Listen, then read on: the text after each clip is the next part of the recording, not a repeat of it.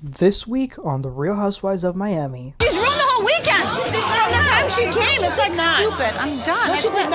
What did I do? I don't want to be a part of this. It doesn't make sense for me. I didn't do anything.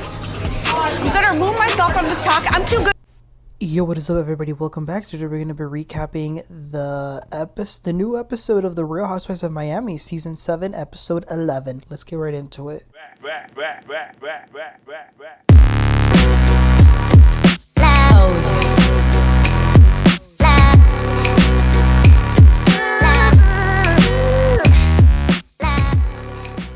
Alright, you guys, we got a double special this week with Miami. They aired 2 episodes, one on Wednesday night, one on Thursday night, and they will now officially just be airing on Thursday. I was a little hesitant about that decision, but I will say I think it might be actually a good choice that they made, because I actually really enjoyed watching OC and then watching Miami right after. So maybe it was a good decision. But you know what? Let's get into this episode, because this Spain trip is a trip, okay?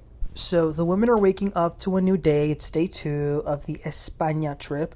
Las Cubanas, the Cubans, they're talking about the night before. It definitely got heated, but there was resolution at the end of it. So it's time to turn the page.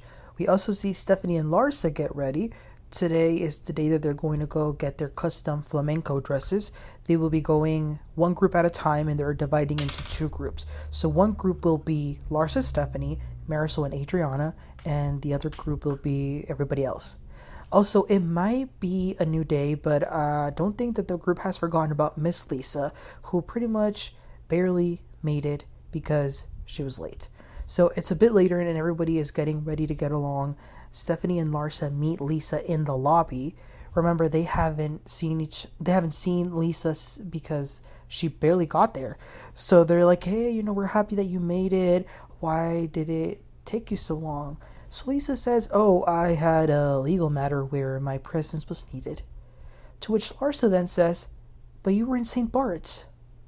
Lisa's like, yeah, I was there. It was a long weekend, and I spent my time with my lawyers there. Larsa's like, in St. Bart's? Listen, as unlikable as Larsa can be, I will say there is this sort of like funny thing about her in moments like these, where she can say something very blunt, and it's always 2 things. Either it comes off as like really, really rude and offensive, or it can also be really funny. This is one of those times where I thought it was funny, like her being like, you're in St. Bart's. Like, she even said, like, does she have to meet her lawyers in St. Bart's? What's next? Doing her taxes in Bali? Because, like, what does that have to do with you being late?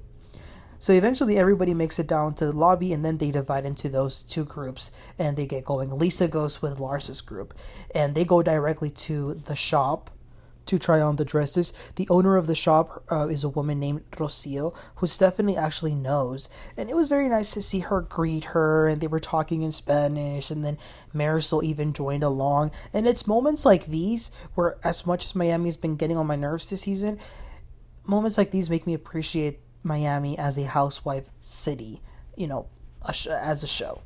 So they start to try on the dresses. According to Rocio, none of the dresses are the same. They're all different, so they're trying them on. Marysol tried on a white one, and they're like, Marysol, are you trying to have another wedding or what? And she's like, you know what, maybe. She might have a Spanish wedding next. Also, they discussed the fight from last night. Stephanie isn't really mad at Alexia because, like I said, they did make up. But after the fight that they had, Marysol did make a comment saying, oh, bro won, because she calls Alexia bro. They call each other bro. So she's like, bro won. She will bury anybody that she fights with. And Stephanie didn't really like that comment. So she says to Marysol, she didn't bury me. Nobody's gonna bury me. She then says that her, Stephanie, and some of the other women in the group, they like to hang out with Marysol without Alexia, because they do feel like they experience a second Marysol. And when she's with Alexia, it feels like she's just being her hype man. And I think that is probably true. And that's something that we've heard from other housewife besties. Like, we've definitely heard that about like Giselle and Robin. I remember in Dubai with Chanel Ayan and Lisa Milan. And I'm sure there's other examples, but that's always definitely been a thing where like there's besties that the group feels like they like to hang out with each of them when the besties are not together. Okay, so the other group, they went to like a market and there's all this different types of food. Kiki tried to eat this oyster type of thing. She couldn't swallow it. Alexia then brings up that she's noticed that Kiki hasn't been her normal self these past few days. These past few days she's been quiet. She hasn't really been happy because Kiki's usually happy and funny and bright and, just all over the place. She hasn't really been like that. So she asks Kiki what's going on. And Kiki actually shares that, yeah, there definitely is something going on. So she says that there was a Biden policy that made it easier for you to bring family members from countries like Haiti. It's some sort of like humanitarian program. And she helped 5 family members come to the United States. Obviously, she can't bring everybody that she knows. And it caused the people that she wasn't able to bring, because you got to remember, you also have to, not only do you like sponsor them, you also have to make sure that like they are able to provide for themselves and all that stuff. So the people she wasn't able to bring, they were very upset, which makes sense. Of course you would be upset, but the crazy thing is they were so upset and angry at her that they were sending death threats to Kiki. She literally said she had to move where she was living. That's how bad it was. So Kiki is in tears, saying that she was so afraid for her life. And oh my gosh, I had no idea what she was going through. Like, this is horrible. I felt so bad for her. But it's a common thing for immigrants. A lot of times when you have family members in other countries that are, not doing so well, they assume that because somebody is in the US that they're like rich and wealthy and can do everything for them, and that's just not the case. So I felt really bad for Kiki. I'm glad that she spoke about it and that she shared it. Guerdy was being very supportive because Guerdy is Haitian as well, and even Alexia made her feel better. I thought that was really nice of her. Then they go to the dress shop to try on their dresses. Alexia also drops something to Julia. She's like, I'm wearing my ring again. She's wearing her wedding ring again. I don't get it, and I don't think they're together in the present moment, which, by the way, a few hours ago, Todd made some weird-ass video on Instagram threatening to sue Bravo for talking about him. I don't like this Todd, man, at all. Okay, so back to Marysol's group. They bought some ice cream at a nice little ice cream shop. I don't know why Larsa wanted to eat her ice cream in a sexual way. What was that about? I don't know. Then they're just kind of walking around the city, which is always nice to do, and especially in places like these, like Spain, where they have such beautiful, architecture and everything.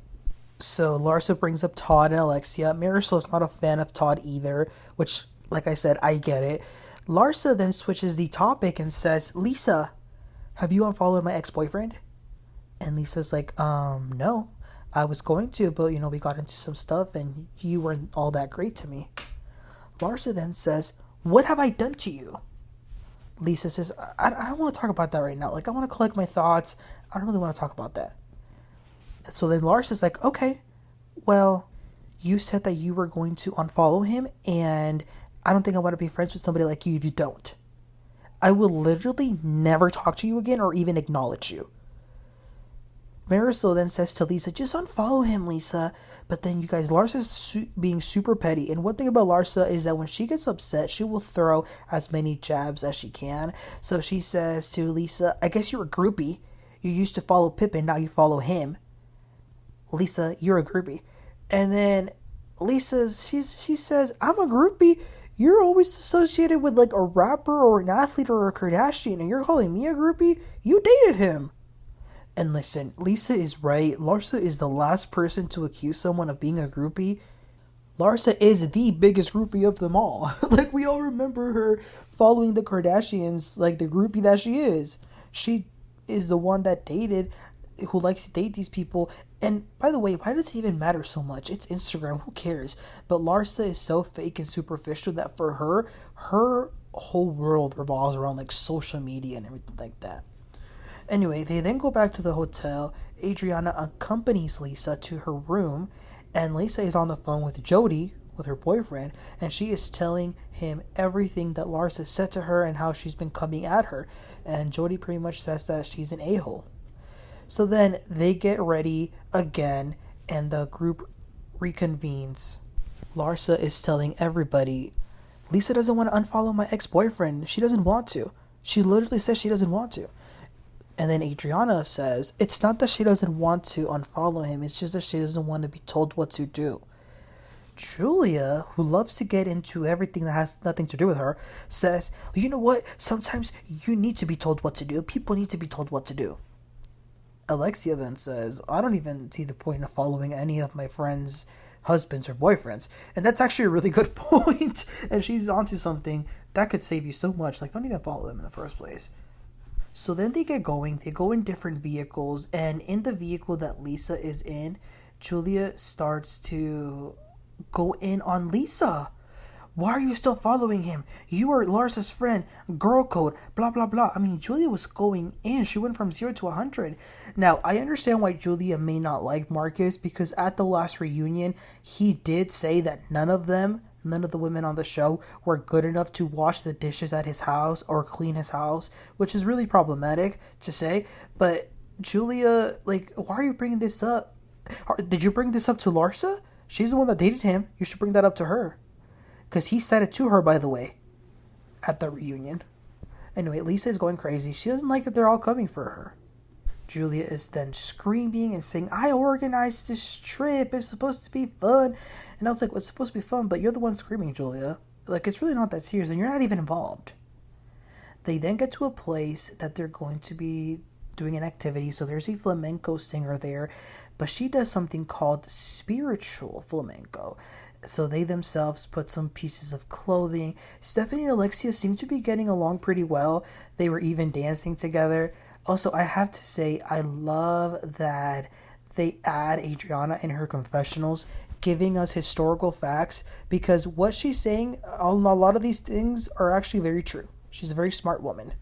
So they start dancing all together. They also do some singing one at a time. They all had to let out a hi and sort of, let out all of your feelings that are inside. And seeing some of them try and sing was hilarious. But you know what? Adriana and Lisa were actually pretty good. So that was that. Then they are back in their hotel getting ready for dinner. Stephanie got a call from her husband telling her that she has to go back home tomorrow. For a second, I couldn't tell if he was real or joking, because we don't really know him like that, but I think he was joking. He was just trying to say, like, I miss you. Then they get ready. They did, like, a red theme that I thought was nice. Then they head over to dinner, and there is drama. Larsa is telling all of the girls that when they got back to the hotel from the spiritual flamenco thing, Jodi started texting her. But this is the thing, we didn't get to see this. But when they got back from the flamenco spiritual singing activity thing, there was a little bit of a fight in the elevator with Lisa and Larsa, where Jodi was mentioned by Larsa about what happened in Milan. And then 20 minutes later, Jodi texts Larsa, so clearly Lisa must have told him. He didn't call her names, he didn't threaten her, he just sent her some long-ass text. What I didn't like, though, was Larsa being like, he's a man, he should be taking this up with my brother or my husband or my boyfriend. First of all, you don't have a husband or a boyfriend. Second of all, just because he's a man doesn't mean he can't text you. Like you said yourself, Larsa, he wasn't being disrespectful. He didn't call you out of your name. You were talking about him. Stop talking about him. He has a right to tell you to stop. So anywho, they go to dinner. They sit down, and Marysol says that today has been a wonderful day. She and Adriana are getting along. Julia and Guerdy are getting along, and Alexia and Stephanie are getting along. But then, you guys, Lisa gets a text that she needs to go to a notary to sign off an affidavit in an hour, and she is panicking.